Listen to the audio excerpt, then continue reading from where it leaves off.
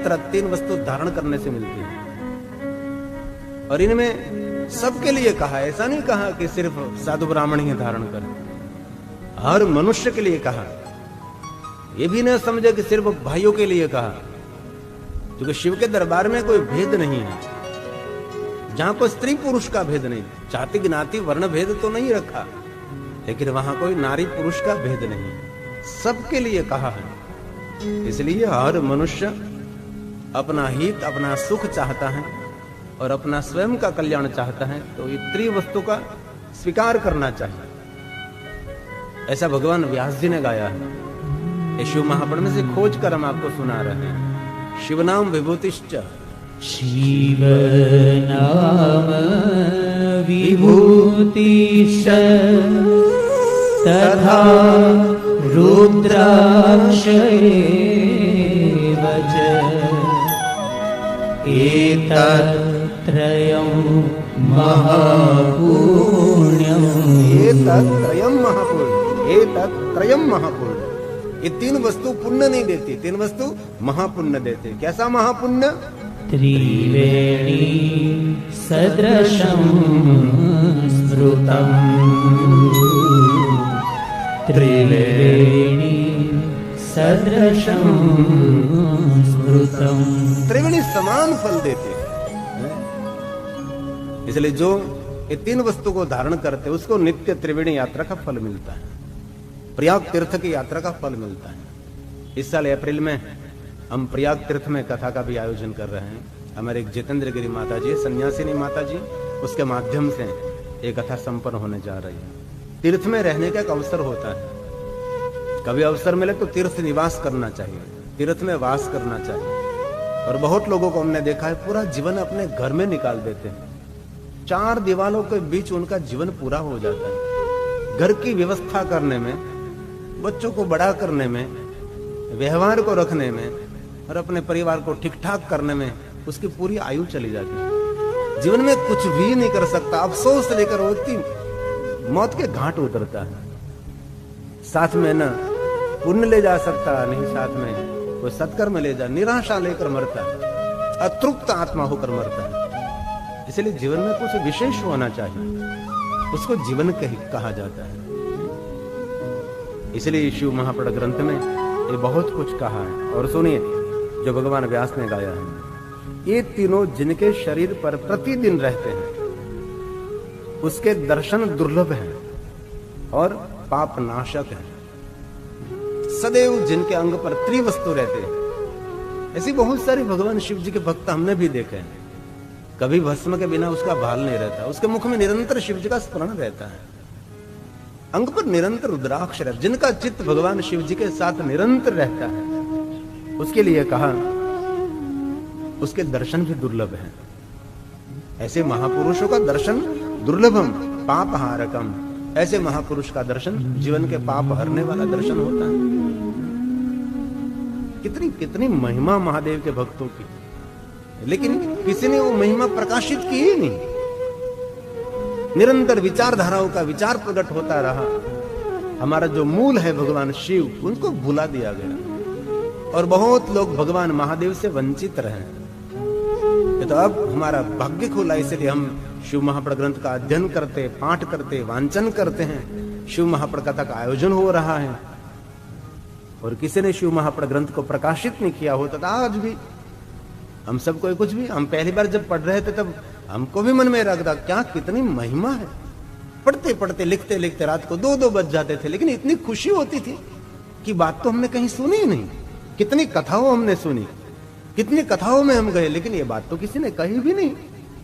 सुनते सुनते लिखते लिखते प्रसन्नता रहती थी और अब प्रकाशित रहा। और शिव जी के बारे में बहुत सारी बात अनसुनी रही, अनकही रही। बहुत समय बीत गया, किसी ने वो प्रकाशित नहीं किया। और शिव महापुराण ग्रंथ को संगीतमय मैदान में लाने का काम दयागिरी गोस्वामी जी ने किया। मैं हर कथा में इस साधु को याद करता हूँ। सूरनगर जो भावनगर रहते, उसने पूरा जीवन शिव महापुराण कथा को गाया। देश विदेश में निरंतर गाते रहे, निरंतर गाते रहे। हम जब सुनते थे उसको तो इतनी खुशी होती थी कि क्या शिव जी के बारे में बोल रहे हैं, कितनी कितनी महिमा। बाद में बहुत सारे वक्ता निकले, बहुत सारे वक्ताओं ने शिव कथा का गायन किया, और मुझे प्रेरणा देने वाले दयागिरी गोस्वामी हैं, और मुझे एक संकेत करने वाले, आप शिव महापुराण कथा का प्रारंभ करो। और मैंने बहुत सारी पढ़ाई की, बाद में मैंने शिव महापुराण कथा का प्रारंभ किया है। ये कितने कितने सुंदर शिव भक्तों के लिए प्रोत्साहित करने वाले श्लोक हैं। महादेव के भक्तों के लिए प्रोत्साहित कि शिव भक्त की क्या महिमा होती है, जिनके अंग पर त्रिवस्तु रहते हैं, उसके लिए कहा। अभी जो टेलीविजन में देखते हो दयागिरी गोस्वामी, उसने बहुत शिव महापुराण कथा गाए, बहुत गाए, और मुझे भी संकेत, और मुझे भी उसने ही कहा कि आप शिव महापुराण ग्रंथ की कथा आप पढ़ो, सीखो और कथा का प्रारंभ करो। कभी भूलना नहीं चाहिए। जिन व्यक्ति ने आपको मार्गदर्शन किया, जिन व्यक्ति ने आपको राह दिखाई, जिन व्यक्ति ने आपको रास्ता दिखाया, उसको कभी भूलना नहीं चाहिए। आज लाखों करोड़ों लोग शिव कथा हमारे टेलीविजन के माध्यम से सुन रहे हैं। आस्था टीवी, आस्था भजन, आस्था इंटरनेशनल, हमारे गुजरात के सदविद्या चैनल और हमारे गिरी बाबू ऑफिशियल यूट्यूब चैनल को माध्यम से हजारों लाखों अगणित भगवान महादेव के भक्त नियमित शिव महापुराण कथा का श्रवण करते हैं। रोज मैं एक ही कथा गाता हूं, तो भी बहुत हमारे शिव भक्त हैं, कभी कथा नहीं छोड़ते। 24 घंटे में से 3 घंटे निकालकर कहीं भी तरीके से वो कथा सुन लेते हैं। एक ही बात में कहता हूं, दूसरी बात में कहता, तो भी सुनते रहते हैं। ऐसे नियमित हमारे बहुत सारे श्रोता हैं, भगवान शिव जी के भक्त हैं। ये व्यास जी ने गाया, तत्त्रयम् शरीरेच्च, ये 3 वस्तु पाप को हरने वाली, और ये सुनकर छोड़ना नहीं है। इसलिए आपको सुना रहा हूं कि 3 वस्तु आप भी अनुसरण करें, इसलिए मैं आपके समक्ष गा रहा हूं। ऐसे पुरुष के दर्शन दुर्लभ माने जाते हैं, और इनमें बहुत खर्च नहीं है ना। भस्म तो, विभूति तो कोई ही जगह पर से मिल जाएंगे। स्वर्ण से तो रुद्राक्ष बहुत सरलता से मिल जाते हैं, और भगवान शिव जी का नाम लेने में कोई परमिशन लेनी नहीं पड़ती ना। हर कोई व्यक्ति शिव जी का नाम ले सकते हैं, लेकिन महिमा कितनी श्रेष्ठ है। और आगे बहुत सुंदर कहा, उस पुरुष के त्रिवेणी के सदृश किसी प्रकार का अंतर नहीं, जिनके अंग पर त्रिवस्तु हैं और त्रिवेणी दोनों समान हैं। इसमें कोई अंतर नहीं है, इसमें कोई संदेह नहीं है। जैसे त्रिवेणी मनुष्य को पाप में से मुक्त कर देती है, आधि व्याधि उपाधि में से मुक्त कर दे, ऐसे ही त्रिवस्तु जो धारण करता है मनुष्य निसंदेह जीवन के सभी पापों में से, आधि व्याधि उपाधि में से मनुष्य मुक्त हो जाएगा। इसमें कोई संदेह नहीं, इसमें कोई संशय नहीं है। इसलिए आज से हम बाल में भस्म का त्रिपुंड न कर सके, भस्म की बिंदी करेंगे छोटे से, और रुद्राक्ष धारण करेंगे। रुद्राक्ष की तो बहुत विस्तृत महिमा है, पूरा रुद्राक्ष महात्मा ही है। रुद्राक्ष की क्या महिमा होती है। विश्व के सभी देवी देवता रुद्राक्ष पहनते, राम जी रुद्राक्ष पहनते, कृष्ण जी रुद्राक्ष पहनते, सप्त ऋषि, सभी ऋषि रुद्राक्ष पहनते, भगवान व्यास जी रुद्राक्ष पे, राम कृष्ण सब रुद्राक्ष पहनते हैं। इसलिए हर मनुष्य के लिए रुद्राक्ष सुख देने वाला, शांति देने वाला, रुद्राक्ष औषधि है। रम रुद्र लोगनाशाय धनवंतरि है, यह है रुद्राक्ष। महादेव को अति प्रिय है रुद्राक्ष, रुद्राक्ष पहनने वाला प्रिय है। इसलिए आज से हम त्रिवस्तु को धारण करेंगे, भस्म की बिंदी करेंगे, रुद्राक्ष धारण करेंगे, और पंचाक्षर मंत्र ओम नमः शिवाय मंत्र का जाप करेंगे। ये भगवान व्यास जी ने आज्ञा दी है। तद्र तद दर्शनं यथा वेणी, त्रिवेणी की यात्रा करो और ऐसे पुरुष का दर्शन करो, त्रिवेणी की यात्रा करो, त्रिवस्तु धारण करो, वो समान है। नो वियोरन्तरं मना, इसमें कोई अंतर नहीं, दोनों एक समान है। एवं यो न विजानाति स पापिष्ठो न संशयः, स पापिष्ठो न संशयः। बहुत सुंदर बात कही। इसमें थोड़ा आक्रोश व्यक्त किया गया है, भगवान व्यास जी का आक्रोश है। जिसके सिर पर, जिनके बाल में भस्म नहीं, विभूति नहीं है, शरीर पे अंग पर रुद्राक्ष नहीं है और जिनके मुख में शिव जी का नाम नहीं है, ऐसे अधम का त्याग कर देना चाहिए, ऐसे अधमों को छोड़ देना चाहिए। क्या व्यास जी का भाव रहा होगा, व्यास जी की भगवान महादेव के प्रति कितनी प्रीति रही होगी, उसके लिए शब्द दे दे इस अधम का त्याग कर दीजिए। ऐसे तो बहुत लोग दुनिया में कितने लोगों का त्याग करेंगे, लेकिन मन से उसको छोड़ दीजिए।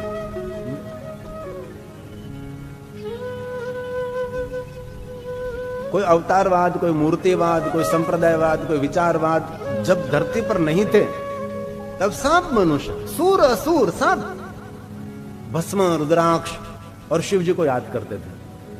और हमारे पास बहुत सारी ऐसी कथा है वनवासियों की, जो वन में रहते हैं और पशु को मारकर अपना पेट भरते हैं। ऐसे वनवासियों ने शिव साधना, शिव उपासना की। ऐसे पापी लोगों का भी कल्याण शिव जी ने किया। इतने शिव जी दयालु देव है, इतने उदार भगवान शिव है। सभी जो जंगल में रहने वाले वनवासी, वंचर और भीलों की कथा शिव पुराण ग्रंथ में है। महाशिवरात्रि की कथा तो रुद्र नाम का भील है ही, लेकिन उसे भी बहुत सारे भीलों की कथा, जिनको भगवान महादेव मिले, जिनको भगवान शिव जी मिले। शिव सबके हैं, इसलिए कहा तीन वस्तु जिनके अंग पर नहीं उसको अधम मानना चाहिए। ये मैं नहीं कह रहा हूं, भगवान व्यास जी बोल रहे हैं। विभूति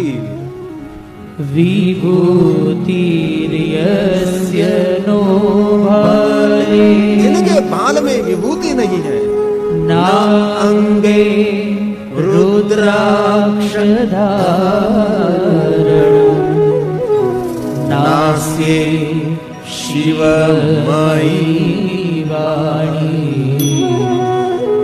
तम त्यजेद अधमं यथा,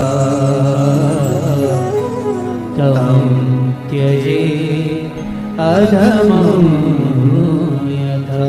इस मनुष्य को अधम समझना चाहिए। अब बहुत सुंदर बात भगवान व्यास जी ने शिव भक्तों के लिए कही है। जिनके मुख में शिव जी का नाम है वो साक्षात गंगा है। कितनी बड़ी बात है। जिनके भाल में विभूति वो साक्षात यमुना है।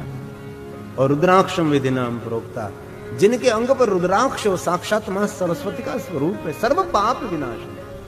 ये त्रिवस्तु दुनिया के सभी पापों में से मुक्त कर देती है। क्या गंगा, भागीरथी और भगवान शिव का नाम, जिनके मुख में भगवान महादेव का नाम रहता है। शिव नाम यथा गंगा, ये व्यास जी ने गाया है और शिव महापुराण ग्रंथ में कहा है। इसलिए जीवन को सार्थक करना है, जीवन को धन्य करना है, तो ये बात हमारे लिए उचित है। बाकी तो लोगों की बातें करते करते, लोगों की चर्चा करते करते निरंतर जीवन खत्म हो जाता है। और एक बात कहूं, जिनकी बातें करते रहते हैं ना, उनका रूप, उनका स्वभाव, उन सब स्वयं में उतरता है। आप जो हरि का स्मरण करो, हरि की बातें करो, प्रभु की कथा करो, प्रभु की कथा सुनते रहो, तो परमात्मा जैसे गुण आप में उतरेंगे। कहे प्रीतम तमें ओळखो अणसारे, हरि ना जन तो हरि जवा। जिनकी बातें करूंगे, जिनकी चर्चा करूंगे, जिनके नाम आपके मुख में और आपके दिमाग में रहेगा, उनका सब कुछ आप में उतरेगा। इसलिए लंबे समय तक तेजस्वी आपको रहना है तो भगवान शिव का स्मरण करें। भगवान व्यास ने कहा त्रिवस्तु का अंगीकार करें, त्रिवस्तु को धारण करें। ये व्यास जी का वचन है। शैव नाम यथा गंगा, विभूति यमुना मता, रुद्राक्षं विधिना प्रोक्ता, सर्व पाप विनाशिनी, सर्व पाप विनाशिनी। जीवन के सभी पापों में से छूटना चाहते हैं तो, आप आपका कल्याण करना चाहते हैं तो, बाकी कल्याण नहीं करना है तो करते रहिए व्यर्थ बातों, लोगों के चर्चा, जीवन पूरा खत्म हो जाएगा। इसलिए भगवान के स्मरण में रहिए, ईश्वर के याद में रहिए आप। और आगे बहुत सुंदर कहा, ये तीनों जिनके शरीर में, उसका फल, इसके स्थान, और कोई पंडित भी उसकी महिमा नहीं गा सकते। उसका फल क्या है वो अवर्णनीय है, उसका वर्णन भी नहीं हो सकता। जो त्रिवस्तु धारण करते हैं, शरीरेच त्रयम यस्य, जिनके अंग पर त्रिवस्तु निरंतर रहती है, उसके पुण्य की महिमा कौन गा सकता है? ये त्रिवेणी का पुण्य भी छोटा पड़ता है। इसलिए हमारे कल्याण के लिए सभी बात व्यास जी ने गाई है। तत्फलम, ये जो फल मिलता है, और ये फल स्थित रहता है, ये फल कभी नाश नहीं होता। ये पुण्य निरंतर रहता है, पुण्य का कभी नाश नहीं होता। और बहुत सारे सत्कर्म करने से पुण्य मिलता है। भगवान श्री हरि विष्णु जी ने नारद जी को कहा कि नारद, आप भगवान महादेव के कथा का श्रवण करेंगे ना, और कथा श्रवण का जो पुण्य मिलेगा ना, ये पुण्य का कभी नाश नहीं होगा, ये पुण्य कभी क्षय नहीं होगा। आपने कितना तप किया था, शिव तुल्य आप हो गए, देव ऋषि सब आपका जयकार करने लगे और कहने लगे थे आप शिव तुल्य है। इतना पुण्य आपने तप करके एकत्र किया था, लेकिन आपने क्रोध किया, अभिमान किया और श्राप दिया, तो पुण्य का क्षय हो गया। लेकिन आप भगवान महादेव की कथा का श्रवण करेंगे और कथा श्रवण का जो पुण्य मिलेगा वो पुण्य कभी क्षय नहीं होगा। इसलिए त्रिवस्तु जो धारण करते, उसके लिए का फल का कोई वर्णन नहीं हो सकता। शरीरेच, भगवान व्यास बोले, शरीरे च त्रयं यस्य तत्फलं चेतः स्थितम् एकतो वेणी कायाश्च स्नानजं तु फलं बुधे स्नानजं तु फलं बुधे। पुण्य सुरक्षित रहता है। जो त्रिवस्तु धारण करके शिव भगवान महादेव का आराधन करते हैं, ये पुण्य सुरक्षित रहता है, पुण्य स्थिर रहता है। इसलिए यहाँ कोई जाति ज्ञाति कोई संप्रदाय की बात नहीं है, जीव मात्र के कल्याण के लिए सभी बातें की है। और आगे बहुत सुंदर बात कही, लोक हित को चाहने वाले स्वयं ब्रह्मा जी ने इन तीनों को तोला था और दोनों समान निकले। इसलिए सदैव भस्म धारण करना चाहिए। किस दोनों को तोला था? प्रयाग तीर्थ त्रिवेणी के पुण्य को लेकर, त्रिवस्तु धारण करने से जो पुण्य मिलता है, दोनों को ब्रह्मा जी ने तोला था, तुलन विधि की थी, तो समान निकला। कोई त्रिवेणी की यात्रा का पुण्य एकत्र करे और कोई त्रिवस्तु धारण करे, ये दोनों का पुण्य समान निकला। इसलिए ब्रह्मा जी स्वयं भस्म का त्रिपुंड करते हैं, ब्रह्मा जी रुद्राक्ष को धारण करते हैं, ब्रह्मा जी निरंतर भगवान शिव जी का स्मरण करते हैं। तदेव तुलिनम पूर्व, पूर्व मतलब पहला, कोई समय ब्रह्मा जी ने प्रयोग किया था, क्योंकि ब्रह्मा जी के मन में संशय हुआ था कि क्या ब्रह्मलोक का मार्ग, त्रिवेणी कौन है? ब्रह्मलोक का मार्ग है ना। धर्म क्षेत्र महाक्षेत्र गंगा कालिंदी संगम में प्रयागे परम पुण्य ब्रह्मलोकस्य वर्तमनि त्रिवेणी, ये प्रयाग तीर्थ ब्रह्मलोक का मार्ग है। इतना महान तीर्थ और त्रिवस्तु धारण करने से कैसे हो सकता है? ब्रह्मा के मन में संदेह हुआ तो ब्रह्मा जी ने प्रयोग करके सत्य निकाल दिया। इसलिए स्वयं भगवान व्यास बोले, तदेव तुलितं पूर्व काल में, एक काल में ब्रह्मा जी ने प्रयोग किया था। ब्रह्मणा हितकारिणा समानं चैव तज्जातं तस्मात् धार्य सदा बुद्धिः तस्मात् धार्य सदा बुद्धिः। इसलिए सदैव त्रिवस्तु धारण करनी चाहिए, शिवनाम, रुद्राक्ष और भस्म। तब से ब्रह्मा जी ने सब कुछ स्वीकार लिया तदिनम, और कहा उस दिन से ब्रह्मा विष्णु आदि देवता इन तीनों को धारण करते हैं, जो दर्शन मात्र से पाप को हरण करने वाले हैं। इसलिए सबकी महिमा गा दी, ब्रह्मा ने, विष्णु ने, देवताओं ने, सभी ने। ऋषि मुनियों ने ब्रह्मा का प्रयोग सफल निकला तो सबने स्वीकार लिया। ब्रह्मा जी ने जाहिर कर दिया कि देवताओं सुनो, मैंने प्रयोग किया, समान निकला। वहां से ब्रह्मा ने स्वयं ने, श्री हरि ने, विश्व के देवताओं ने, इंद्र ने, कुबेर ने, सब ने त्रिवस्तु का स्वीकार किया। किस दिन से? जब ब्रह्मा जी के प्रयोग सफल निकला, इस दिन से सभी देवताओं ने त्रिवस्तु को धारण किया है। ये भगवान व्यास ने गाया, तदिनम तदिनम ही समारभ्य ब्रह्म विष्णवादि सुरे। सभी सूर, भी सूरे, विष्णुवाद वैष्णव देवता, ब्रह्मादिक देवता और सभी सूर, सूर मतलब सभी देवताओं ने धारण किया। धार्यते त्रितयं तत्र दर्शनात् पापहारकम्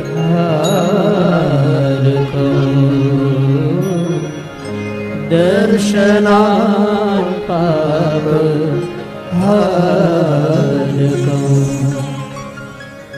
ये सभी श्लोक शिव महाप्र ग्रंथ के थे। त्रिवस्तु धारण करें। आज से हम सब रुद्राक्ष पहनेंगे, हमारे बच्चों को भी रुद्राक्ष पहनाएंगे। रुद्राक्ष हमारी रक्षा करते भाई। रम रुद्र रोगनाशाय धनवंती है रुद्र। तन और मन को प्रफुल्लित रखते हैं रुद्राक्ष। सर्वांगेशु रुद्राक्ष वल्लभान। विष्णु भगवान ने नारद जी को कहा कि नारद जी पूरे अंग पर रुद्राक्ष को धारण करो, आप ताप और संताप में से मुक्त रहोगे। आरोग्य प्रदान करने वाला रुद्राक्ष है, इसलिए अपने बच्चों को रुद्राक्ष पहनाओ। आप स्वयं रुद्राक्ष को पहने, दूसरों को रुद्राक्ष भेंट में भी देना चाहिए। जो रुद्राक्ष पहनता नहीं है उसको रुद्राक्ष पहनने के लिए प्रेरित करना चाहिए कि आप रुद्राक्ष धारण करो। किसी को सोने चांदी हीरे मोती के दान जरूर करो, लेकिन रुद्राक्ष का दान श्रेष्ठ माना जाता है। हमने कई कई फंक्शनों में देखा है रुद्राक्ष का दान करते हैं, सबको रुद्राक्ष देते हैं। ये कितनी बड़ी बात होती है, रुद्राक्ष दूसरों को भेंट में देना। पहले तो रुद्राक्ष मिलना दुर्लभ था, अब तो रुद्राक्ष मिलना सुलभ हो गया है। इसलिए सुरक्षित रहना है, मन से प्रफुल्लित आह्लादित रहना है तो रुद्राक्ष को धारण करें। ऐसी बहुत सारी महिमा भी, एक मुख से लेकर 14 मुखों की महिमा है। विद्यार्थी को 3 मुख का रुद्राक्ष पहनाते हैं हम। कोई भी बेटी और बेटा पढ़ता है तो उसके लिए त्रिमुखी रुद्राक्ष श्रेष्ठ है। सभी कामनाओं की पूर्ति के लिए 7 मुखी रुद्राक्ष श्रेष्ठ है। 6 मुखी रुद्राक्ष सभी जगह पर विजय देने वाला होता है। 9 मुखी रुद्राक्ष 9 दुर्गा समान होता है। 8 मुखी अष्टमूर्ति भैरव हमारी रक्षा करते हैं। 1 मुखी शिव का स्वरूप है, 2 मुखी महादेव का प्रतीक है, 3 मुखी ब्रह्मा विष्णु महेश का, 4 मुखी चतुर्मुखी ब्रह्मा है। ऐसे क्रमशः 10 मुखी विष्णु भगवान का स्वरूप है। 11 मुखी 11 रुद्रों के समान है, 11 रुद्र हैं। 12 मुख वाला 12 सूर्य समान है। 13 मुख वाला विश्वदेव का प्रतीक है। 14 मुख वाला परम सदाशिव जी का प्रतीक। 1 से 14 तक पहन सकते हैं। पंचमुखी रुद्राक्ष आरोग्य प्रदान करता है, इसलिए कोई भी रुद्राक्ष मनुष्य जाति के लिए कल्याणकारी है। इसलिए आज से हम रुद्राक्ष पहनेंगे। सोने के चैन के साथ रुद्राक्ष पहनो, चैन रहेगा जीवन में। मंगलसूत्र के साथ रुद्राक्ष पहनो, आपका मंगलसूत्र सुरक्षित रहेगा। इसलिए रुद्राक्ष हर पल पहनना चाहिए। जिन अपवित्रता का वर्णन में यहां से नहीं कर सकता, ऐसी अपवित्र अवस्था में रुद्राक्ष पहनना चाहिए। कोई भी प्रकार का रुद्राक्ष मनुष्य मात्र का कल्याण और मंगल करता है। 24 घंटे पहनो आप। इतनी अपवित्र अवस्था है, लेकिन रुद्राक्ष कभी नहीं निकालना चाहिए। जन्म से लेकर मृत्यु तक मनुष्य के लिए रुद्राक्ष कल्याणकारी है। देव सूर असुर सब ऋषि मुनि रुद्राक्ष पहनते हैं। आशा रखता हूं जिन्होंने रुद्राक्ष पहना है वो धन्य है, लेकिन बहुत सारे भाइयों बहन रुद्राक्ष नहीं पहना है तो जरूर रुद्राक्ष को धारण करें। और जिन व्यक्ति ने रुद्राक्ष नहीं पहना है उसको रुद्राक्ष पहनने के लिए प्रेरित करें। इस रुद्राक्ष कोई संप्रदाय के साथ, कोई भगवान के साथ उनका कोई बहुत रिश्ता नहीं है, वो शिव का स्वरूप है और सबके आरोग्य के लिए रुद्राक्ष है। इसलिए जो नहीं पहनता उसको पहनने के लिए आप स्वयं प्रेरित करें। और रुद्राक्ष पहनेगा उसकी बुद्धि सात्विक हो जाए, शांत हो जाएगी। रुद्राक्ष पहनने से उसका चित्त मन भगवान शिव में स्थित हो जाएगा। इसलिए रुद्राक्ष आप स्वयं भी पहने और दूसरों को पहनने के लिए प्रेरित करें। बाल में भस्म की बिंदी, भस्म का त्रिपुंड, कंठ में रुद्राक्ष, मुख में निरंतर भगवान शिव जी का नाम रहे। सर्व श्रुति श्रुतम मंत्र जपक षडक्षरम। पंचाक्षर मंत्र का जाप करें। हालता चालता बैसता उठता खाता पीता ऊँघता जागता ओम नमः शिवाय, ओम नमः शिवाय, ओम नमः शिवाय निरंतर जपे, निरंतर जपे। जपे पंचाक्षरम, दुनिया की सभी सिद्धि देने वाला ये मंत्र है, उससे बड़ा कोई मंत्र नहीं है। यह पंचाक्षर मंत्र, यह षडक्षर मंत्र, ये आदि मंत्र है। आप पंचाक्षर मंत्र के बारे में कहें, द्वारकाधीश भगवान कृष्ण जी की बात है और ये शिव महापुराण ग्रंथ के श्लोक है। भगवान श्री कृष्ण बोले, उपमन्यु ऋषि को कहा है, महर्षि वर सर्वज्ञ। हे उपमन्यु ऋषि, आप सर्वज्ञ हैं, आप सब कुछ जानते हैं, आपके पास समुद्र जैसा ज्ञान है। सर्व ज्ञान महोदधे, समुद्र समान आपके पास ज्ञान, इसलिए मुझे पंचाक्षर मंत्र महात्म्य समझाए। पंचाक्षरस्य महात्म्यं श्रोतुमिच्छामि तत्त्वतः, श्रोतुमिच्छामि तत्त्वतः। पंचाक्षर मंत्र का मुझे तत्व ज्ञान समझाए। ये पंचाक्षर मंत्र इतना महान क्यों है, आप मुझे समझाओ। उपमन्यु ऋषि ने कहा, वर्ष कोटि शतरपि। भगवान द्वारकाधीश भगवान कृष्ण जी एक वर्ष नहीं परंतु 1 करोड़ वर्षों तक मैं आपको ये पंचाक्षर मंत्र की महिमा कहता रहूं तो भी ये पूर्ण नहीं होने वाले। शक्यते न विस्तारत वक्तु, कभी उसका विस्तार करना शक्य नहीं, असंभव है।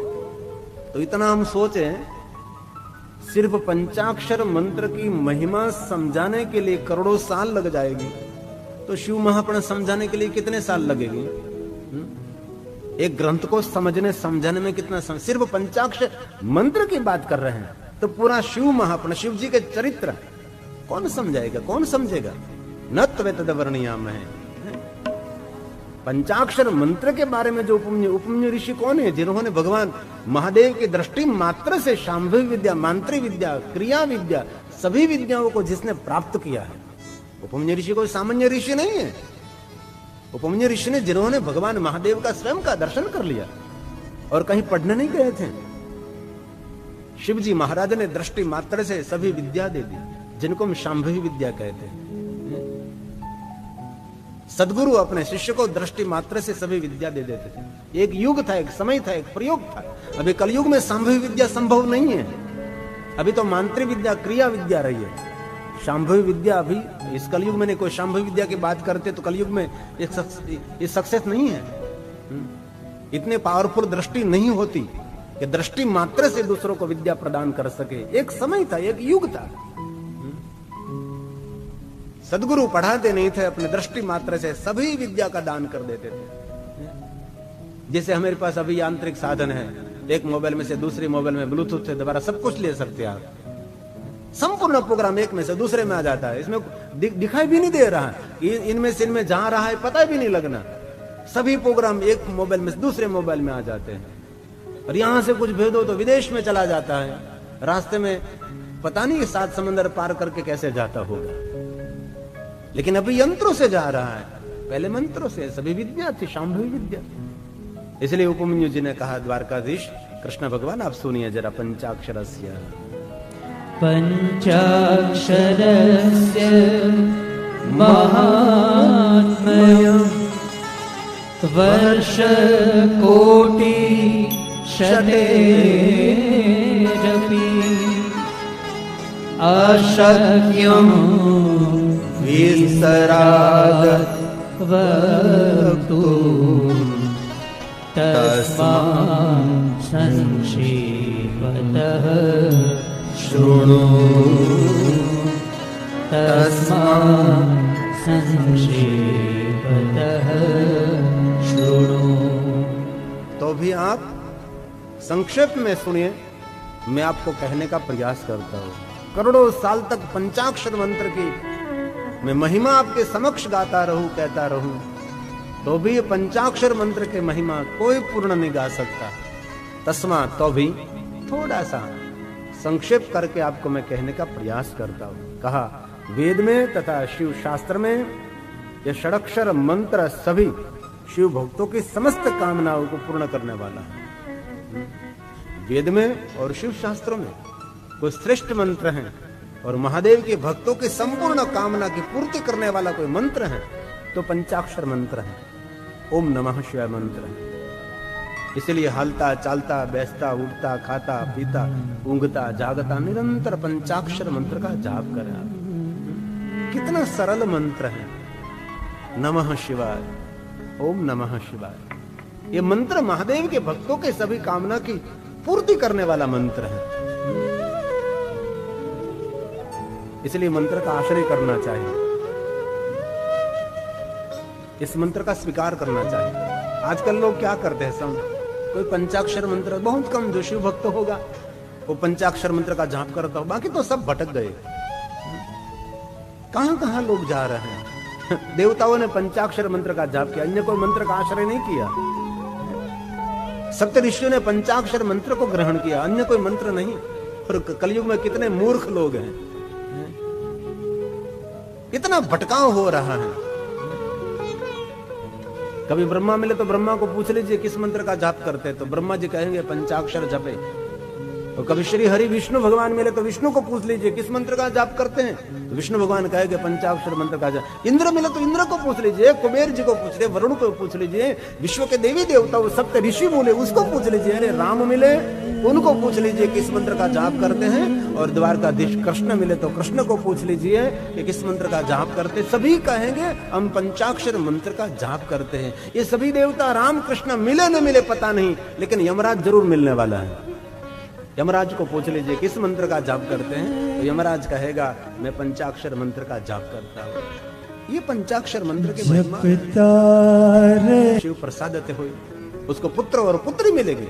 सभी कामना मनोकामना पूर्ण करने वाला ये पंचाक्षर मंत्र ओम नमः शिवाय मंत्र है। इसमें कहा है थोड़े अक्षरों वाला है, वेदों का सार है और मुक्ति देने वाला, अज्ञा सिद्ध संदेह रहित भगवान शिव का स्वरूप है। पंचाक्षर मंत्र को क्या कहते हैं, भगवान शिव जी का स्वरूप मानते हैं उसको। ये महादेव की वांग में मूर्ति है, भगवान शंकर जी के शब्द मूर्ति है, भगवान महादेव के अक्षर मूर्ति। ये पंचाक्षर मंत्र ओम नमः शिवाय मंत्र है। मैं आपके समक्ष श्लोक इसीलिए गा रहा हूं, ये व्यास जी का प्रसाद है। ये बात कोई काल्पनिक नहीं है, ये बात अभी कलयुग में, ये सभी श्लोक कलयुग में नहीं बनाए गए। ये श्लोक की रचना भगवान व्यास जी के, भगवान शिव के प्रसाद स्वरूप है। अभी बहुत सारे श्लोक कलयुग में रचे जाते हैं, कलयुग में बनाते हैं ना, कलयुगी शास्त्र जिनको कहते हैं, कलयुगी धर्म कहते हैं, उपजावी काडिला धर्म, कलयुगी श्लोक। विद्वानों को बिठा देते हैं, बनाओ बनाओ श्लोक बनाओ, श्लोक बनाओ, श्लोक बनाते हैं। ये कलयुगी श्लोक नहीं है, ये शास्त्र प्रमाण है, ये व्यास जी का प्रसाद है। और इन श्लोक को स्वीकारना चाहिए हमारे 18 पुराण में जो हो, जो उपनिषद में हो, जो वेद में है। कलयुग में बनाए हुए श्लोकों का कभी मूल्य नहीं होता, अभी बनाए जा रहे, विद्वानों को बिठा दिया पैसा देकर, श्लोक बना रहे हैं। तो ये भगवान व्यास ने जो कहा है थोड़े अक्षरों वाला है, वेदों का सार है, मनुष्य की कामना मनोकामना पूर्ण करने वाला, आज्ञा सिद्ध निसंदेह भगवान शिव का स्वरूप है। उपमन्यु ऋषि बोले, किसके सामने बोल रहे हैं उपमन्यु जी? द्वारकाधीश के सामने बोल रहे हैं, कृष्ण भगवान के सामने बोल रहे हैं। और कृष्ण भगवान का इष्ट मंत्र है ओम नमः शिवाय। कभी सोचे तो सही, भगवान द्वारकाधीश भगवान कृष्ण ने इतने बड़ा सामर्थ्य और शक्ति कहां से लाए? कभी शिव महापण को देखे तो भगवान कृष्ण जी ने महादेव की कितनी साधना की थी, कितनी उपासना की थी। कभी बद्रीनारायण में, कभी कैलाश पहाड़ जाकर कठिन से कठिन उपासना भगवान कृष्ण ने की, द्वारकाधीश ने की। पर अफसोस तो तब होता है कृष्ण को मानने वाला शिव की ओर नहीं जा रहा, द्वारकाधीश भगवान कृष्ण को मानने वाला शिव से विपरीत हो रहा है। ये कितनी दुख की बात है। ये व्यास जी का प्रसाद है। तद अल्पाक्षरम तद अल्पाक्षरम रठाढ्यम वेद सारम विमुक्तिदम आज्ञा सिद्धम संदीप वाक्यमेतच्छिवात्मकम् शिव जी का स्वरूप है। वाक्यमेतच्छिवात्मकम् साक्षात भगवान महादेव का वांगमय स्वरूप है, साक्षात भगवान शिव जी का स्वरूप है। ये पंचाक्षर मंत्र ओम नमः शिवाय मंत्र वाक्यमेतम शिवाक्षरम भगवान शिव जी का स्वरूप है। ये पंचाक्षर मंत्र ये ओम नमः शिवाय मंत्र है। और आगे बहुत सुंदर बात की, नाना सिद्धियुतम दिव्यम, जिनको बड़ी बड़ी सिद्धि को प्राप्त, नाना का अर्थ होता है बहुत महान, जिनको महान महान सिद्धि एकत्र करने, उसके लिए जपे पंचाक्षरम। इसमें कहा अनेक सिद्धियों से युक्त दिव्य लोक चित्त का अनुरंजन और शिव भक्तों के हृदय में निरंतर स्थित रहने वाला पंचाक्षर मंत्र भगवान शिव जी का, परमेश्वर का गंभीर वाक्य है। शिव जी के मुख में से निकला हुआ वाक्य तत् परमेश्वरम, महादेव के मुख में से। और शिव जी ने ऐसे नहीं बोल दिया, गंभीरता पूर्वक शंकर जी ने इस मुख में से उच्चारण किया है। ये मंत्र है जिनके चित्त में, जिनके हृदय में स्थित हो जाता है, उसके लिए कहा वो मनुष्य सभी सिद्धियों के अधिकारी बनते हैं। इसलिए मंत्र को कभी सामान्य मंत्र न समझे, इस मंत्र को कभी निम्न मंत्र न समझे। कोई भी स्थिति में मंत्र बोल सकते हैं, ऐसा नहीं कि पवित्र होकर स्नान करने के बाद इस मंत्र का जाप करें। स्नान करते करते बोले, स्नान करने की क्या बात है, स्नान करते करते कोई भी अवस्था में इस मंत्र का आप उच्चारण कर सकते, इस मंत्र को बोल सकते, मन में बोल सकते, जोर से बोल सकते, कोई भी तरीके से इस मंत्र का उच्चारण कर सकते हैं आप। लेकिन दुनिया की सभी सिद्धि देने वाला ये मंत्र है, इसलिए व्यास जी बोले नाना सिद्धियुतं दिव्यं, जो दिव्य मंत्र है, आदि मंत्र, अनादि मंत्र है, लोकचित्तानुरजकं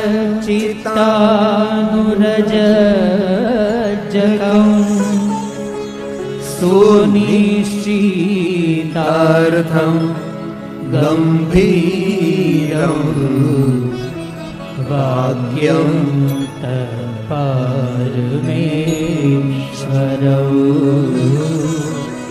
वाक्यं तत्परमेश्वरं। परमेश्वर के मुख में से निकला हुआ कोई गंभीर वाक्य है तो पंचाक्षर मंत्र ओम नमः शिवाय मंत्र। अब ध्यान देना, मंत्र में सुख मुखोच्चार, सुख पूर्वक मुख में से प्रकट होने वाला और दुनिया का सभी सुख देने वाला मंत्र है। और नमः शिवाय बोलते समय कोई मुख को कष्ट नहीं हो रहा है। बाकी आप वेदोक्त मंत्र देखिए जरा, जो हमारे बच्चे पाठशाला में पढ़ते हैं और एक एक अक्षर हजारों बार बोलने के बाद सीखते हैं। पाठशाला क्या होती है? हमारे विद्यार्थियों का तपस्थान होता है। जो संस्कृत सीखते हैं, जो वेद पढ़ते हैं, कर्मकांड पढ़ते हैं, जल्दी जल्दी सुबह में 3 साढ़े 3 बजे उठा देते बच्चों को। वहां गर्म पानी नहीं होता, वहां ठंडे पानी से नहलाते। और हम सोने के लिए वहां पलंग नहीं होती, वहां नीचे सोला, धरती पर सोते हैं। उसका बिस्तर ही उसका तकिया बनता है। हमने देखी है पाठशाला। बच्चों को कष्ट देने का प्रयास कर, क्यों? घड़तर होता है, केड़वणी होती है, कष्ट सहन कर। कोई भी स्थिति में बच्चे रहे, वहां सुख नहीं होता। एक एक अक्षर गुरुजन के पास से पढ़ते हैं, बाद में ये जो बोलते हैं मुद्राओं के साथ, ये कोई सरल नहीं है। ये हम सभी नहीं कर सकते ना, उसका उच्चारण हमारे से शुद्ध नहीं होता। ये तो पाठशाला में पढ़े लिखे जो बच्चे होते वो लोग बोल सकते थे, और कोई नहीं बोल सकता। लेकिन ये पंचाक्षर मंत्र के लिए कहा, सुख पूर्वक मंत्र, सुख पूर्वक मुख में से निकलने वाला, मुख को कोई कष्ट नहीं दे रहा है, सुख देने वाला और कष्टों को हरने वाला मंत्र, ये पंचाक्षर मंत्र ओम नमः शिवाय मंत्र। ये व्यास जी ने गाया है। मंत्रं सुख मुखोच्चार्यं, सुख पूर्वक प्रकट होने वाला मंत्र, दुनिया का सुख देने वाला। शेषारथ प्रसीद्धये प्राहो नमः शिवाय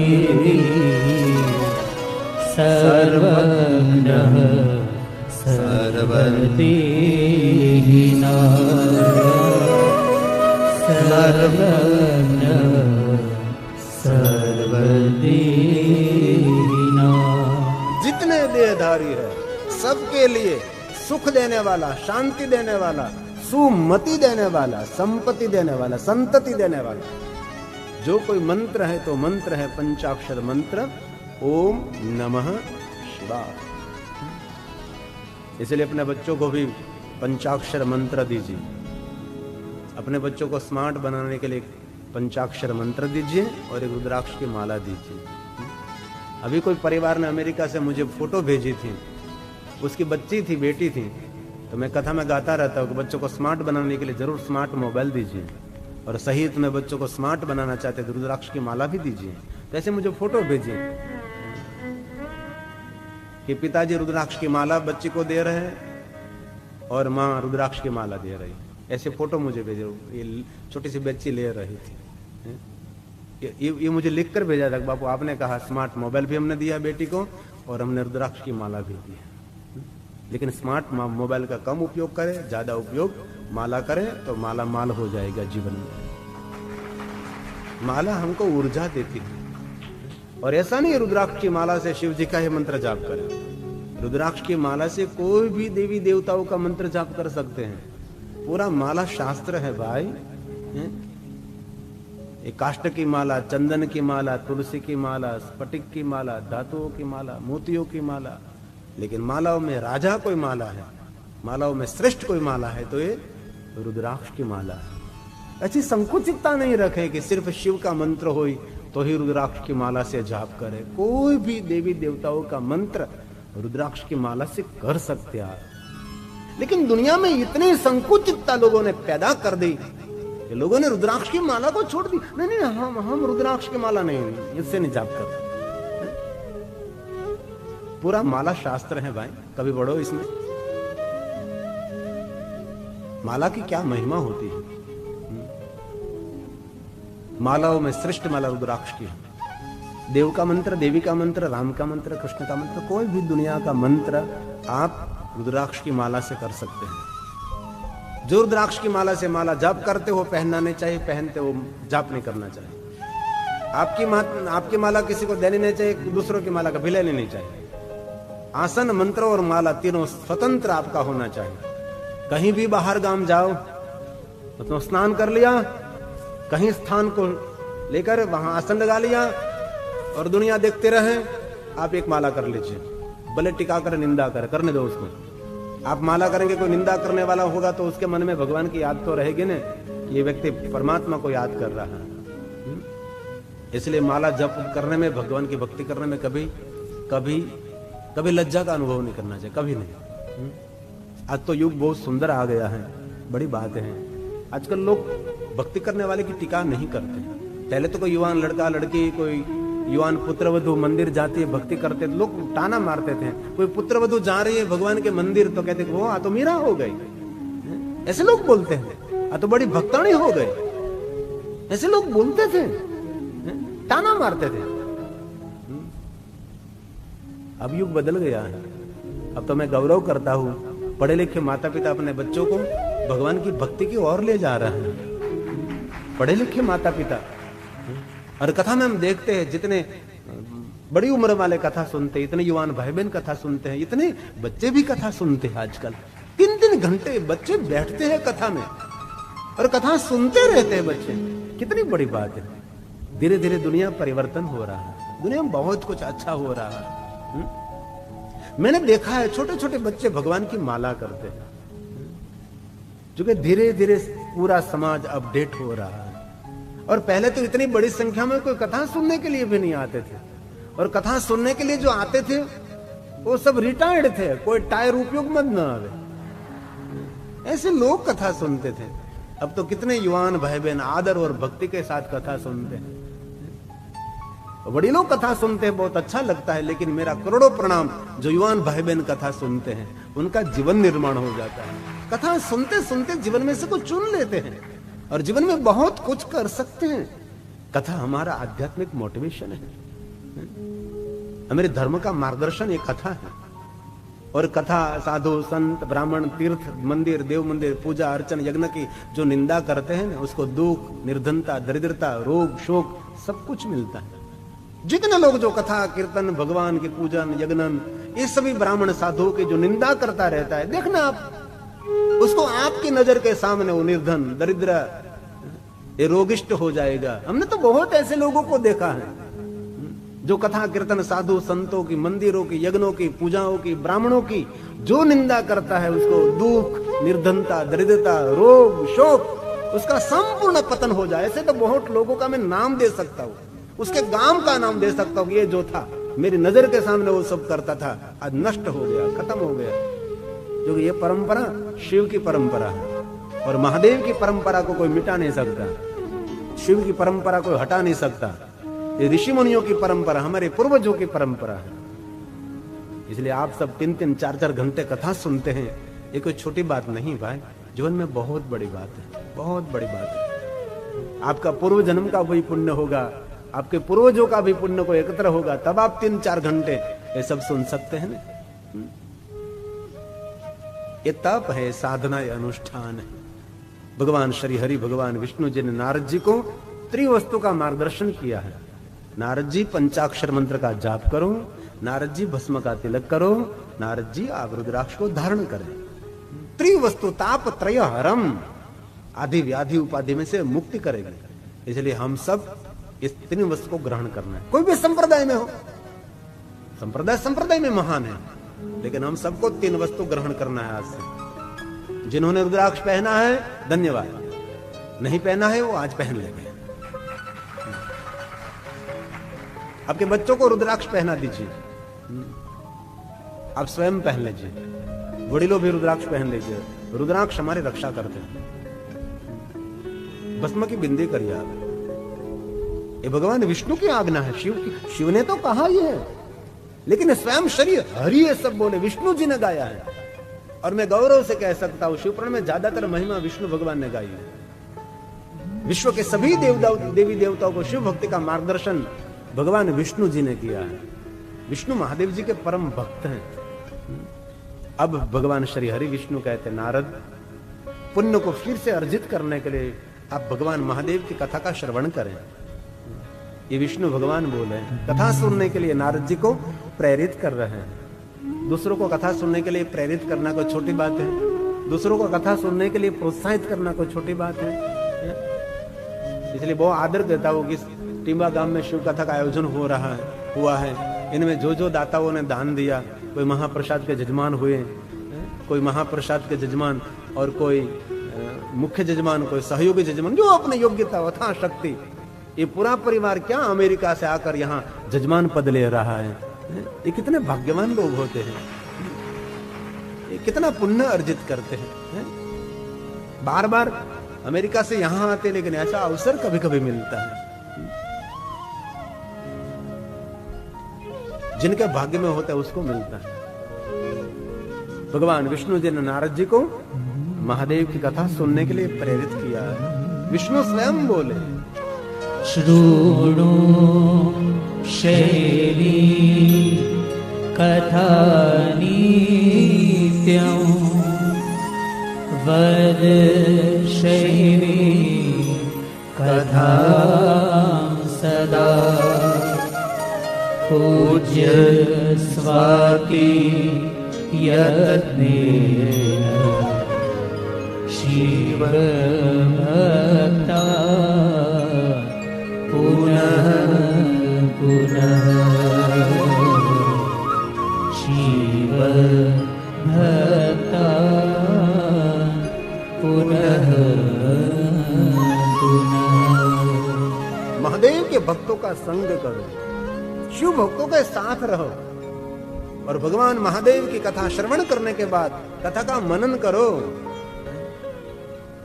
हमने महात्मा कथा सुनी चुनचुला जी की, उसमें देवज्ञ ब्राह्मण ने क्या कहा? चुनचुला जी, जीवन को सार्थक करने के लिए भस्म रुद्राक्ष पंचाक्षर मंत्र का जाप करो, शिव भक्तों के संग में रहो और महादेव के भक्तों की सेवा करो।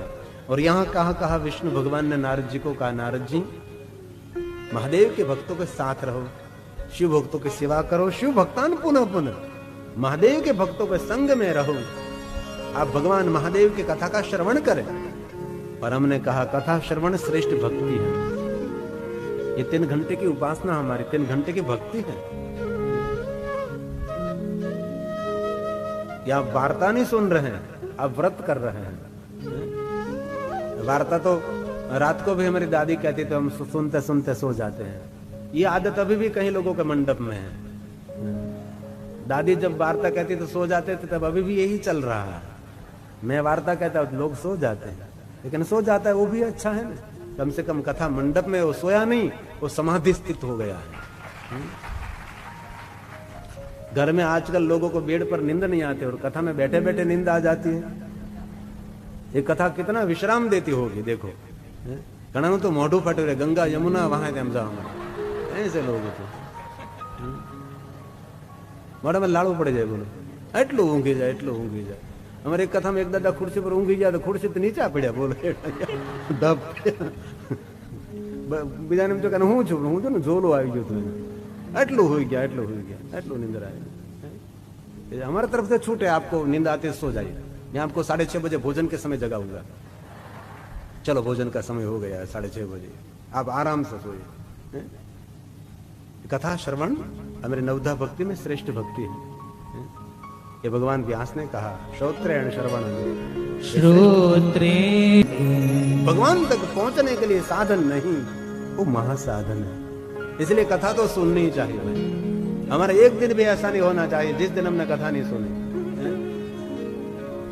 रोज कथा का श्रवण करें। अब तो कितनी सुंदर सुविधा, पहले तो कहीं कथा होती थी तो जाना पड़ता था। अब तो आप टेलीविजन के माध्यम से, मोबाइल के माध्यम से कहीं भी तरीके से आप कथा सुन सकते हैं। पहले तो दुर्लभ था, अब तो सुलभ हो गया है। अब तो बहुत सरल हो गया सत्संग। संतों का संग, शास्त्रों का संग, सत्य का संग, सत तत्व का संग, उसको सत्संग कहते हैं। ते जन्म बाज खलु जीवलोक। जीवलोक में वो धन्य है जो भगवान महादेव की कथा का श्रवण करते हैं, विश्वनाथ शिव जी का ध्यान करते हैं। वो धन्य माना जाता है। जिनकी वाणी शिव जी के गुणगान करती है, जिनकी जीवा शिव की स्तुति करती है, जिनके कान कथा सुनोती भगवान की कथा का श्रवण करते हैं। धन्यो हम कृतार्थ होम कृतार्थ होम। वो कृतार्थ है। किसका जन्म लेना धन्य है? तो व्यास जी ने कह दिया शिव जी का जो ध्यान करते हैं। ते जन्म भाज खलु जीवलोके। जीवलोक, जिस लोक में हम रहते हैं, इस लोक का नाम जीवलोक है। और जीवलोक का भगवान कौन है भाई? भगवान शिव। जिस लोक में हम रहते हैं, इस लोक का भगवान शंकर जी। शंकरम लोक शंकरम। किसी को पूछो ब्रह्मलोक देखा, सब लोग कहेंगे नहीं। वैकुंठ लोक देखा, नहीं। देवलोक देखा, नहीं। पूछो इसमें से कैलाश देखा, बहुत लोग कहेंगे हाँ हमने कैलाश देखा है। कैलाश कहाँ है? मृत्यु लोक में है। हमारे लोक में रहने वाला और मृत्यु का कोई देव है और मृत्यु को मंगलमय करने वाला देव है, उसका नाम महादेव है। जो मूर्ख होगा, जो महादेव को भजता नहीं है, नादान होगा, बुद्धिहीन विहीन होगा, विद्या विहीन होगा, जो महादेव को भजता नहीं है। व्यास भगवान ने तो बहुत सारा आक्रोश व्यक्त किया। इस शब्द तो मैं आपके समक्ष बोल ही नहीं सकते। ऐसे शब्द का प्रयोग किया है जो महादेव की भक्ति से विपरीत और महादेव की भक्ति से विमुख है, उसको मूढ़ कहा। क्या क्या उसको, उसके लिए व्यास भगवान ने कहा। व्यास के इष्ट कौन है? शिव है। सप्तऋषि के इष्ट कौन? शिव। राम के इष्ट कौन? शिव। कृष्ण के इष्ट कौन? शिव। लेकिन कलयुग में मनुष्य कहां कहां भटक रहा है, इधर उधर यहां वहां, लालची मनुष्य। એટલે पहले मैंने जो 5 दिन गाया वो कथा थी। वो ऐसा नहीं समझना कि 5 दिन आपने क्या किया। बहुत सारी कथा बड़ी हो जाती है, कई कथा संक्षेप में हो जाती है, इसलिए कथा का रूप रंग बदलता रहता है ना।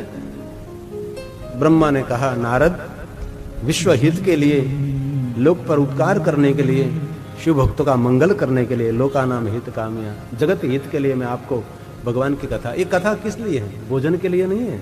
कथा कोई धन एकत्र करने के लिए नहीं है। ये सब गांव के युवाओं ने, दाताओं ने इतना बड़ा पुरुषार्थ किया। कथा किसके लिए? कथा जगत कल्याण के लिए नहीं, जगत हमारे सबके सुख के लिए। ये कथा इसीलिए तो है।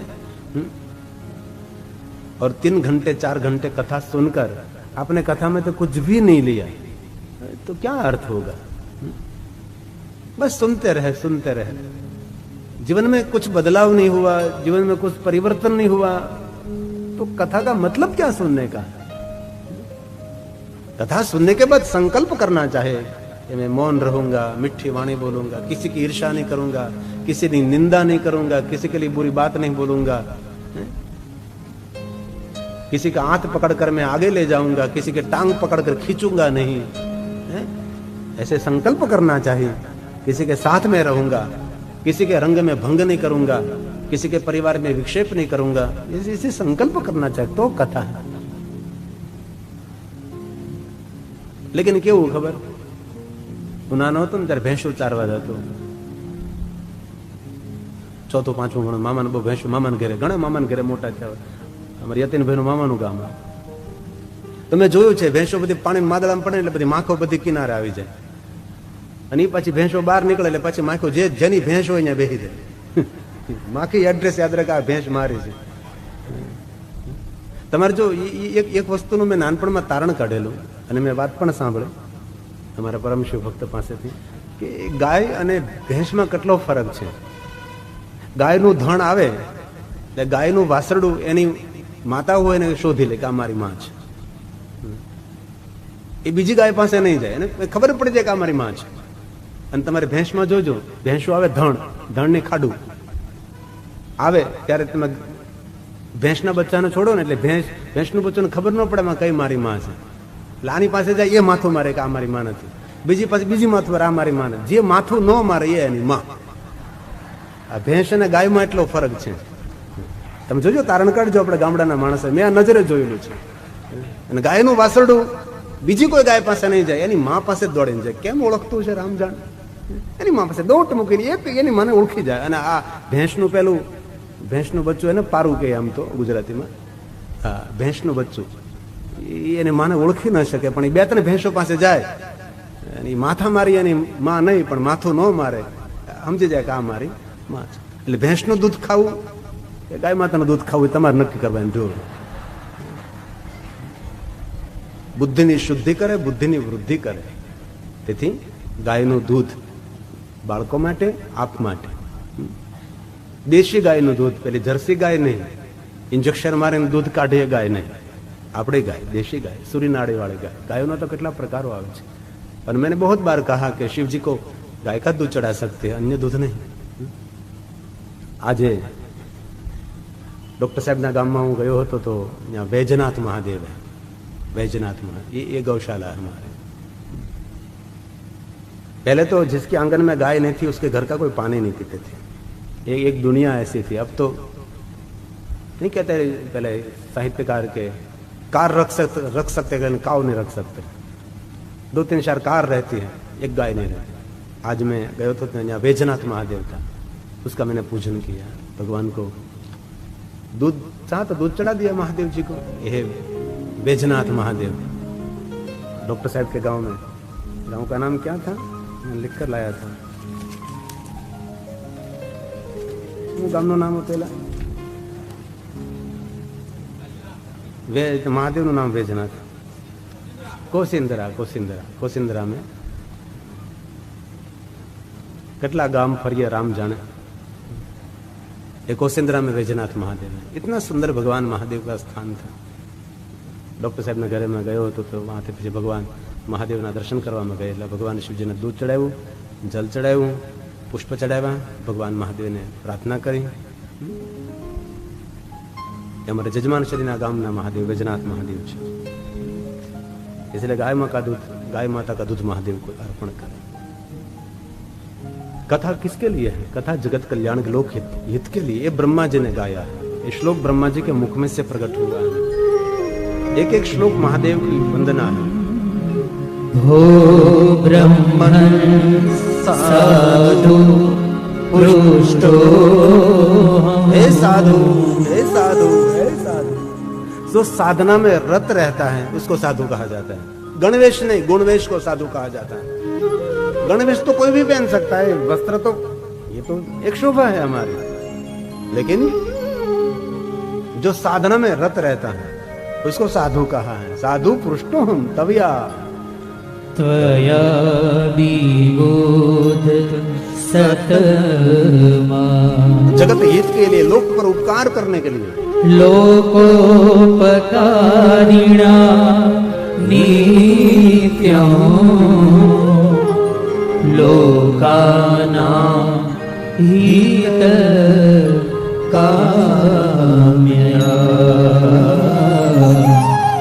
लोकानां हितकाम्यया।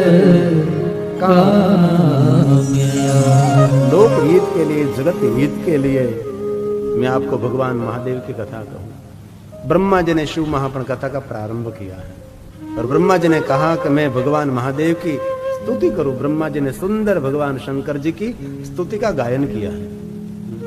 बाद में शिव महापुराण कथा का प्रारंभ किया और कहा क्या पता, शिव तत्व मया ने। ब्रह्मा जी ने कहा मैं शिव तत्व को नहीं जानता।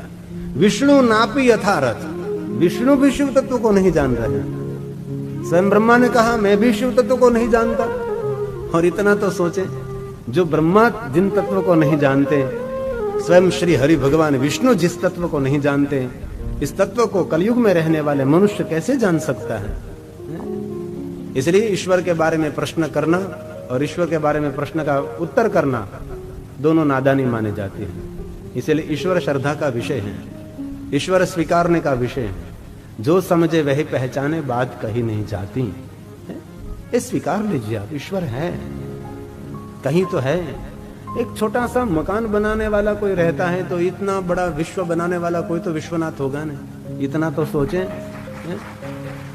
किम आधारो धाता सृजति किम उपादान इति च। लोग तर्क करते भगवान है तो कहाँ है, कहाँ बैठा है, किस उपादान से दुनिया बनाई, किन साधनों से जगत का साधन संपन्न कोई भी व्यक्ति बना सकते हैं ना। आपके पास मिट्टी है, पत्थर है, ईंट, बहुत कुछ है तो आप घर बना सकते हैं। लेकिन कुछ भी नहीं, न मिट्टी, न पत्थर, न ईंट, न साधन कोई, न गोदाड़े, न पावड़ो, कुछ भी नहीं है और तो भी आप कुछ बना सको, उसको ईश्वर कहा जाता है। सब कुछ होते हुए कुछ निर्माण करो नहीं, कुछ भी नहीं तो भी निर्माण कर दे। इसीलिए पुष्पदंत ने कहा। कई लोग होते हैं ईश्वर के विरुद्ध में बात करते हैं और इतनी प्रभावदारी बात करते हैं, लोगों को भ्रमित कर देते हैं। मुखरयति उसको कहते हैं, दुनिया को भ्रमित कर देते हैं। और ईश्वर विपरीत बात हो रही, वहां से कभी खड़े नहीं रहे, वहां से भागो। और ये एक पूरी परंपरा है, अनिश्वरवादी जिनको कहते हैं, वो लोग ईश्वर को नहीं स्वीकार रहे हैं। लेकिन ईश्वर का नाम तो लेना पड़ता है ना। अनिश्वरवादी तो ईश्वर तो याद करना पड़ेगा है ना। कोई है तो नहीं कह सकते ना आप। दो कैसे बोलेंगे, एक है तो दो बोलेंगे आप, अथवा एक है तो दूसरा होगा। इसलिए हमारी परंपरा क्या है, अद्वैत, दूसरा कोई नहीं। ये सनातनी परंपरा, अद्वैत परंपरा। जो ईश्वर है वही हम है वही ईश्वर है, और कुछ नहीं। जो आप है वही हम है आप है, जो आप हम दोनों है वही ईश्वर है। चिदानंद रूपम शिवोहम शिवोहम, और कुछ है ही नहीं। जो आदि जगत गुरु शंकराचार्य ने कहा मनोबुद्धि अहंकारम, कुछ भी नहीं है, कुछ भी नहीं है। ये आदि जगत गुरु शंकराचार्य ने गाया है। मैं कान नहीं हूं, मैं जिह्वा नहीं हूं, मैं नाक नहीं हूं, व्योम नहीं, भूमि नहीं, तेजो न वायु न, कुछ भी नहीं। ये सब ब्रह्म है। जनक महाराज ने पूछा था ना अष्टावक्र जी को कि मुझे रात में सपना आया था मैं भिखारी हूं, तो मुझे बताओ मैं भिखारी हूं कि राजा हूं। तो अष्टावक्र ने कहा आप भिखारी भी नहीं, आप राजा भी नहीं, आप कुछ भी नहीं। आप राजा है वो भी आपका एक सपना है, और सपने में जो आया भिखारी वो भी एक सपना है। इसलिए कुछ भी नहीं, अंत तो कुछ भी नहीं। अब जरा सोचें, आंख बंद होने के बाद क्या रहता है, कुछ भी नहीं। हम क्या लिखते हैं, पंचभूत में मिल गए। सरिता नहीं, पेड़ नहीं, पहाड़ नहीं, जीव नहीं, जंतु नहीं, मानव नहीं, दानव नहीं, देव नहीं, घनघोर अंधकार। नारद ने कहा पिता ब्रह्मा जी घनघोर अंधकार में क्या था? ब्रह्मा ने कहा घनघोर अंधकार में क्या था ये मुझे पता नहीं, लेकिन कोई तो था। गुण रूप रंग ना ही ऐसा है ठिकाना, अहम निर्विकल्पो निराकार रूप, निराकार मोकार मुल्लम तुरियम गिरा ज्ञान गोतित मिशम गिरीशम करालम महाकाल कालम कृपालम गुणागार संसार पार।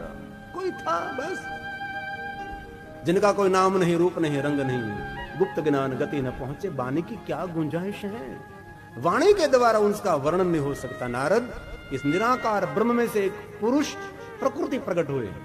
पुरुष को हमने आदि शिव कहा, प्रकृति को आद्य शक्ति कही, और भगवान शिव और शक्ति प्रकट हुए। शिव को आदि कहा, शक्ति को आद्य शक्ति कहा, और उस दोनों अपने स्वयं प्रकाश से प्रकाशित थे। उनके द्वारा काशी नगर निर्माण हुआ। इस नगर में शिव शक्ति रहने लगे। नगर अंतरिक्ष में भ्रमण करने लगा। शिव ने त्रिशूल के ऊपर इस नगर को स्थित किया, और समय बीतने के बाद शिव और शक्ति के द्वारा एक पुरुष का प्रागट्य हुआ। जिनके मन में प्रश्न हुआ कि मैं कौन हूं, तब शिव और शक्ति ने कहा, हम निराकार ब्रह्म में से प्रकट हुए शिव शक्ति हमारे द्वारा प्रकट हुए, आपका नाम विष्णु है। मैं क्या करूं? तप करो। शिव और शक्ति ने आज्ञा दी। विष्णु भगवान ने तप किया, देवताई 12,000 साल तक। और विष्णु के तप से शिव और शक्ति के द्वारा सूर्य, चंद्र, पृथ्वी, ग्रह, तारा, नक्षत्र और विष्णु के अंग में से जलधारा प्रकट हुई। पूरा जगत जल से भर गया। विष्णु ने नेत्र खोले, जल में शयन किया, नाम नारायण हुआ। और विष्णु के नाभि में से कमल प्रकट हुआ, पद्मनाभा। इस कमल सर्वगुण संपन्नता शिव और शक्ति के द्वारा एक दिव्य पुरुष को प्रकट किया, कमल ऊपर स्थापित किया। उसको भी प्रश्न हुआ कि मैं कौन हूं। भ्रमण करने लगे कमल के ऊपर, नीचे गए, आकाशवाणी सुनी, तप करो। इस पुरुष ने तप किया, उसके सामने शिव और शक्ति प्रकट हुए। मैं कौन हूं? शिव और शक्ति ने कहा, निराकार ब्रह्म से प्रकट हुए हम शिव और शक्ति, हमारे द्वारा आपका प्रागट्य हुआ। आपका पहला नाम कमलोद पद्मज और आपका सही नाम ब्रह्मा है। जगत सर्जन की शक्ति हम आपको प्रदान करेंगे। शिव और शक्ति ने ब्रह्मा जी को जगत सर्जन की शक्ति प्रदान की।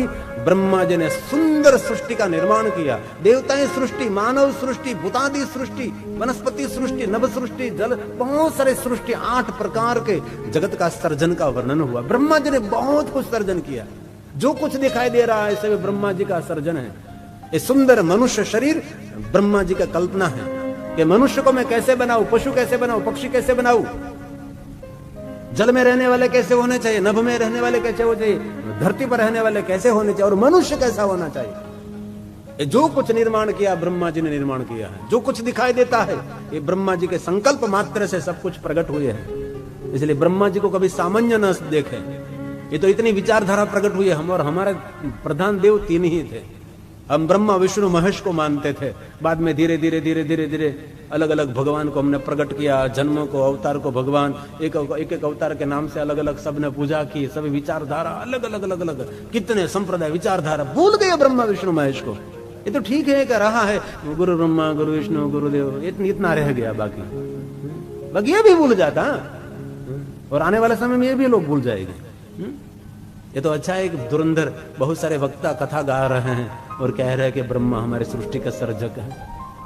इसलिए ब्रह्मा जी को कभी सामान्य नहीं समझा। ब्रह्मा जी ने मुख में से ब्राह्मण को प्रकट किया। ब्रह्मा जी ने कहा सृष्टि सर्जन का कार्य थोड़ा सरल मुझे दिखाओ आप। तब रुद्रदेव ने अर्धनारीश रूप दिखाया। आधे अंग में पुरुष नारी। ब्रह्मा जी को कहा एक अंग में से पुरुष को प्रकट करे, एक अंग में से नारी को प्रकट करे। और ब्रह्मा जी ने मनु शत्रु का प्रकट किया और मैथुनी सृष्टि की शुरुआत हुई। पहले कोई मैथुनी सृष्टि नहीं थी और मनु शत्रुपा का विस्तार हुआ, मानव धर्मों का वर्णन हुआ। रुद्रदेव ने कहा ये मेरे रूप का नाम है अर्धनारीश्वर, दूसरा नाम है अर्धनारीश्वर। अर्धेंगे में नारी हुई इसलिए नारीश्वर, नर हूं इसलिए अर्धनारीश्वर। आप जगत के उत्पत्ति के प्रधान देव रह गए। आपने जो सुंदर जगत निर्माण किया उसका पोषण विष्णु करेंगे, विष्णु विशंबर कहलाएंगे। मैं रुद्र बनकर जगत की रक्षा करूंगा। हम तीनों देवता साथ में मिलकर जगत को संभालेंगे। ब्रह्मा आप रजोगुण प्रधान रहोगे और विष्णु सतोगुण के अधिष्ठाता रहेंगे, मैं तमोगुण के अधिष्ठाता रहूंगा और तीनों देवता मिलकर हम जगत को संभालेंगे। ब्रह्मा विष्णु महेश तिरोभाव अनुग्रह कर्म के अनुसार फल गति परम गति सदगति मुक्ति अंतिम मुक्ति परामुक्ति नित्य मुक्ति भगवान शिव देते हैं। शिव के एक चेतना ब्रह्मा, शिव के एक चेतना विष्णु, शिव के एक चेतना रुद्र है। रुद्र कौन है? आकार अवतार है। शिव कौन है? निराकार ओमकार शिव है। सकल निष्कल भगवान शिव है। सगुण निर्गुण भगवान शिव है। सूर्य एक ही असंख्य जिनकी किरण है, वैसे शिव एक है, सभी देवता उसके ही किरण है। इसलिए जगत की व्यवस्था ब्रह्मा विष्णु महेश और शिव निराकार तत्व है। शिव निराकार है, शंकर आकार है, शंकर अवतार है और सुंदर सृष्टि की रचना हुई। और सुंदर सृष्टि की रचना में मनुष्य सबसे सुंदर है। झाड़ पहाड़ वनराय क्या वृक्ष फल फूल बाग बगीचे फूलों के रंग कलर सुगंध धन धान्य कितना कितना हम कल्पना करते हो तो दुनिया में है ही, लेकिन जो हम कल्पना नहीं कर सकते ऐसा भी दुनिया में है। इतना सुंदर जगत निर्माण किया, इतनी सुंदरता है और सबसे सुंदर मनुष्य है। मनुष्य जैसा कोई नहीं। मनुष्य क्या नहीं कर सकता, मनुष्य सब कुछ कर सकता है। धारे तो सूर भी बन सकता है, धारे तो असुर भी बन सकता है। पशु की पनिया बने नर का कछु न होए, पर नर जो उत्तम करने करे तो नर से नारायण हो जाए। ईश्वर बनने की, भगवान बनने की शक्ति, वहां तक पहुंचने का सामर्थ्य भगवान ने मनुष्य को दिया है। इसलिए दुर्लभ हो मनुष्य देहो भाई, ये दुर्लभ शरीर दुर्लभ जीवन मिला है, उसका मूल्य करे, समय का मूल्य करे भाई। व्यर्थ बातों में व्यर्थ प्रवृत्ति में समय कभी कभी कभी नहीं बिताना चाहिए, कभी नहीं। और सुंदर शरीर मिला है तो उसी के आरोग्य का ख्याल रखे भाई। मरते दम तक आपका आरोग्य होना चाहिए, एकदम स्फुरित जीवन, प्रफुल्लित जीवन, आह्लादित जीवन होना चाहिए। कितने लोग रोगिष्ट बन गए हैं। ઘણા તો ખાઈ ખાઈને બેરિંગ વી ગયા છે।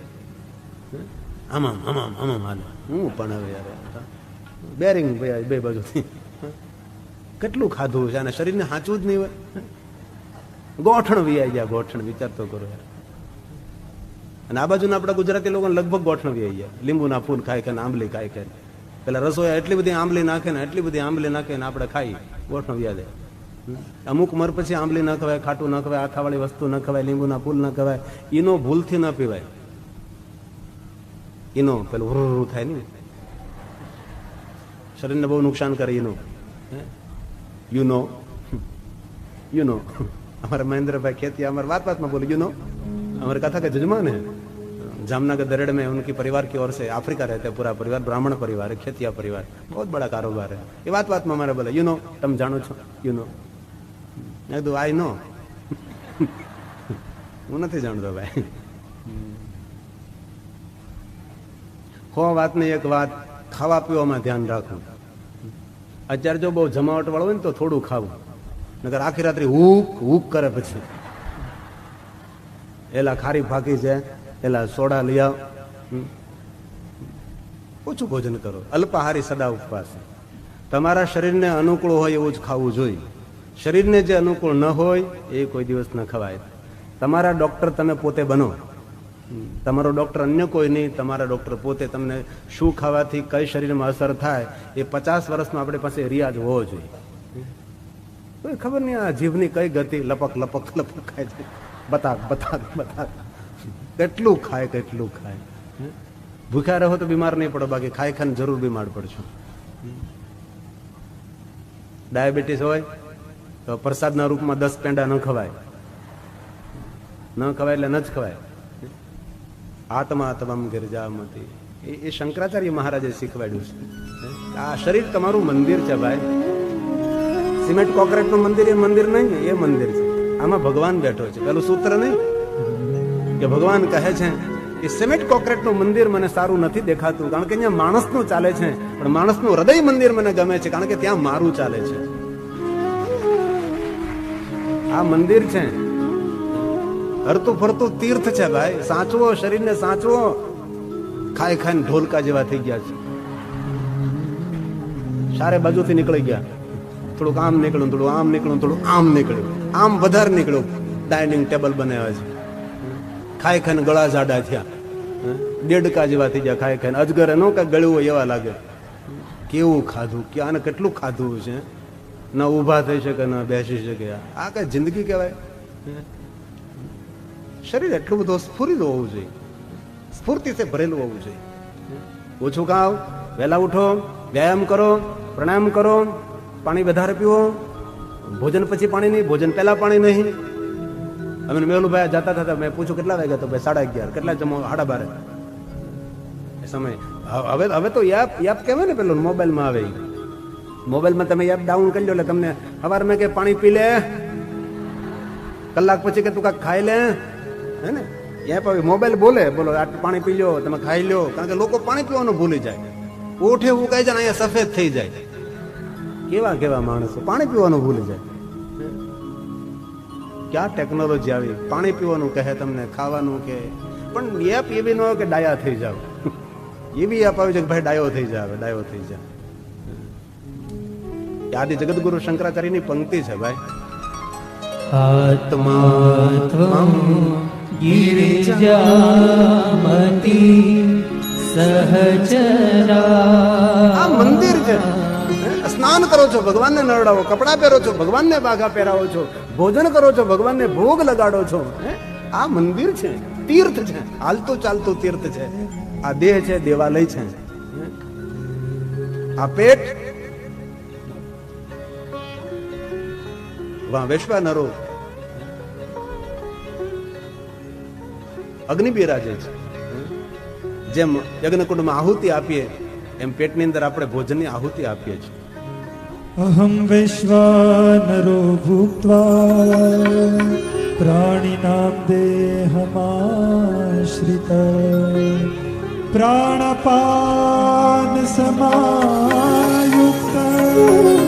બહુ સરસ એક વાત કરેલી કોઈ કે પેટનો અગ્નિ છે, યજ્ઞ કુંડનો યજ્ઞ છે, એ શમશાનનો અગ્નિ નથી. પેટ દેવ યજ્ઞ છે, પેટ કબ્રસ્તાન નથી. અને મેં ઘણી વાર કહ્યું કથાની અંદર કે જીવનમાં મંદિરો ન બનાવી શકો, કોઈ મોટા મોટા સત્કાર્ય ન કરી શકો, પણ દુનિયામાં કોઈ અભક્ષનું ભક્ષણ કરતો હોય ને, કોઈ માંસાહારી હોય ને, સમજાવીને શુદ્ધ શાકાહારી બનાવો ને તો 1 કરોડ મંદિરો બનાવવાનું પુણ્ય મળે. કે ભાઈ આ ગંદવાડ ન ખવાય, આવું ન ખવાય. આજ મને ડોક્ટર સાહેબને ઘરે ગયો ત્યારે પરિવાર બધી વાતો કરતા હતા કે અમેરિકા અંદર રહેનારા માણસો શિસ્ત સંસ્કાર સાથે જીવે છે. તો હું પણ તેનો સાક્ષી છું. અમેરિકામાં રહેનારા માણસો અમેરિકા નથી જોયું એટલું મેં અમેરિકા જોયું છે. ખૂણો ખૂણો, શહેર શહેર હું ઘૂમ્યો છું. એટલા સુંદર મંદિરો, એટલી સુંદર વ્યવસ્થા, એટલા સુંદર ભગવાનની પૂજા, એટલા સુંદર સંસ્કારો. ત્યાં કેવું ખબર, કથા હોય ને મંદિરોમાં તો બધા વડીલો કથા સાંભળીને સાથે બાળકો હોય ને એના માટે મંદિરમાં વ્યવસ્થા અલગ હોય. 2-3-4 બહેનોને રાખેલી હોય, એ બાળકોને લઈ લે, ત્યાં રાખે. કેટલા રમકડા હોય, નાસ્તો હોય, બાળકોને એટલા સાચવે, એટલા સાચવે. 3 કલાક 4 કલાક એના મા બાપ કથા સાંભળે ત્યાં સુધી બાળક ત્યાંથી બહાર ન નીકળે. અને કથા પૂરી થાય છે, મા બાપ બાળકને લેવા જાય તો પણ બાળક ના આવે. આ એક વ્યવસ્થા એ વિદેશની ધરતી ઉપર. એટલે એનઆરઆઈ ને કોઈ દી તમારે વખોડવા નહીં, કારણ કે એનઆરઆઈ થી હું પરિચિત છું. આપણા કરતા સારું સંસ્કારી જીવન જીવે છે. આપણે તો ગામની પંચાયતે કરીએ છીએ, એ લોકો પાસે પંચાયત જ નથી. બોલો, સમય નથી ને પંચાયતે નથી. તો ચાલો હવે સુગંધ આવે છે આમ તે નિશાળેથી, મહેક આવે છે, મહેક. આ તો ગુંદી બનાવી છે એવું મેં સાંભળ્યું હતું. સારું સારું ભોજન હોય, ગુંદી ખાજો. અમે જલારામ બાપાની ગુંદી ગાંઠિયા, ગુંદી ગાંઠિયા ખાજો. મણભર, બગાડશો નહીં કણભર. ખૂબ ખાવું પણ બગાડવાનું નહીં ભાઈ. જેટલું ભોજન હોય એટલું લેવાનું. તો ચાલો મસ્તીથી જીવો, મોજથી જીવો, આનંદથી જીવો. તેરી અલગ ફકીરી. આનંદથી જીવો, ખાઓ પીવો, મજા કરો, સુંદર સુંદર કપડા પહેરો, હરો ભરો.